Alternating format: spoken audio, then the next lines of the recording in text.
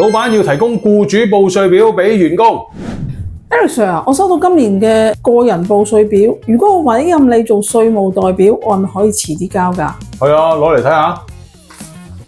冇錯，呢個係你嘅個人報稅表。如果你委任我做你嘅稅務代表，你就絕對可以遲最少1個月去到交。咁你唔該俾埋你嘅僱主報稅表我啦。你冇僱主報稅表，你個老闆冇俾到你啊？哇，咁好彩你揾我做稅務代表啫喎，因為可以遲啲交。點解遲咗對你有好處？